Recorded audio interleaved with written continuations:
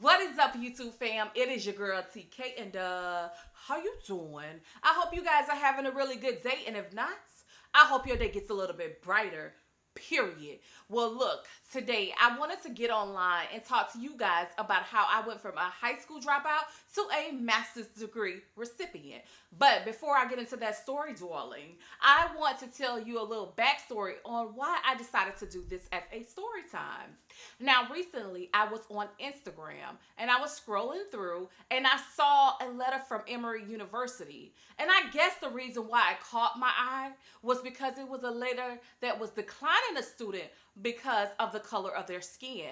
And when I tell you that letter had nothing but racism and discrimination in that letter, it was just full force in your face, and I just couldn't believe it. And it made me realize that discrimination will occur. People will try to set you back. There will be setbacks. There's going to be what people like to call haters. There's going to be roadblocks in the way. But when I tell you, honey, when life throws you lemons, it is now time to make lemonade.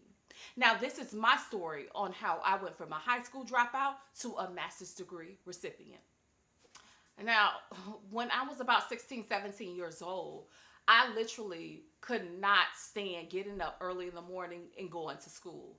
I hated studying. I did not have a tutor. I really didn't speak to my mom about my work and any homework that needed to be completed. I was trying to face everything on my own because I was just going through the female hormones of growing up. And I went from living in a two-parent home to a one-parent home, and my mom becoming a single parent, and everything that went along with her being a single parent, it was just hard for me to deal with at that time. So I made the decision on my own that I wasn't going back to school. So what did I do? I dropped out. Homegirl, I quit school. And honestly, that was the worst mistake I ever have done. Because you know why? I gave up. And a quitter never wins. They never win. So you know what? My mom told me that I needed to either get my GED or I needed to get a job. And I needed to make a decision of it real quick. Because if I didn't, I was going to be out of her house. Now, this time, I'm over here giving my mom the blues. Oh, poor me.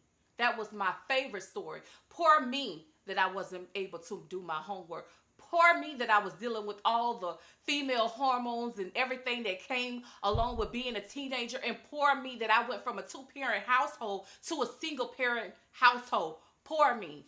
But my mom wasn't having that. She needed to know that I was either going to get a job or I was going to get a GED. So I decided, you know what? It was time for me to enroll into my GED because I was 16, 17 years old. I wasn't ready to be out there on my own, financially or emotionally. So I started to go to the GED classes. But I didn't think that I was learning anything from those GED classes, nor was I studying. So I stopped and I just went and took the test. And you best to believe I failed. I didn't fail just once or twice. I failed that test 3 times. And I'm praying to God, oh Lord, help me. Why is this happening? But I need you to know that God can lead you to the water, but he cannot make you drink it. So after I learned that I needed to study for that test, as well as have faith while I am studying for that test, I eventually passed my GED. And it took 4 times. The fourth try is when I received my general education diploma.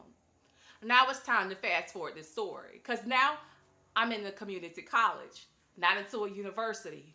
I'm in a community college. And a lot of my peers and, schoolmates that I went to school with were already at a university. Not me. Because I went the wrong route. But this time around, I had my own place.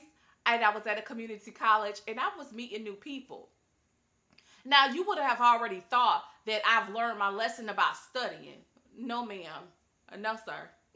I didn't, because guess what? I was still clubbing. I was still hanging out.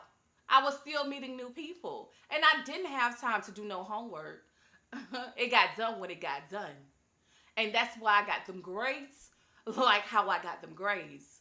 And when I tell you I failed every last one of my classes, you best believe it. It got so bad that any scholarship money or financial aid that was being provided to me, I lost. I couldn't go to my mom at this point and say, "Hey, lady, I need your help." Because she looking at me like I'm crazy, like you should have your grades up. There shouldn't be a problem.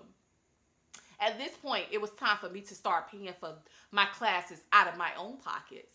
So when I tell you I felt that hurt, I felt it. So when I tell you I went to those tutors and I was telling them that, hey, I am going to be here every day. I am going to be studying. I am going to make sure that all my homework is being completed.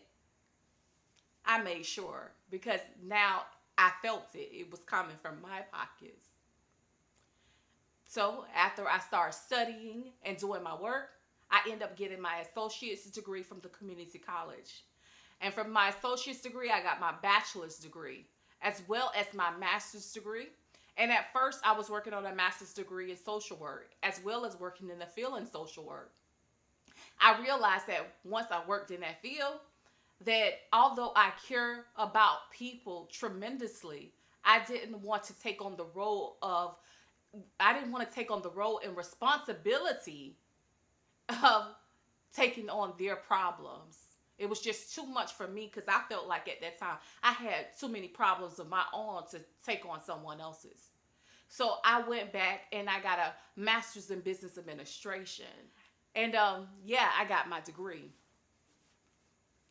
More of the story is this. Although I have my degree, life will throw you lemons.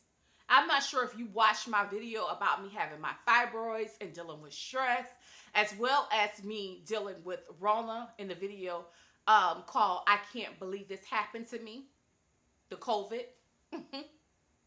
Yeah, life will throw you lemons, but it's up to you to make lemonade. And it's up to you to not give up. A quitter never wins. So that is my story, and I'm sticking to it. I hope you guys enjoyed my little story time. And also, if you have any questions or concerns, just leave me a message in the description box below. Or if you want to reach out to me on Instagram, you can message me there. Or if you want to, you can always add me on Instagram so we can be friends on there as well. Well, peace, love, and happiness. I hope you guys have a wonderful day. Stay blessed, prayed up, and also stay safe during this crazy virus that we are living through. Don't ever give up on yourself. Peace, love, and happiness, guys. Bye.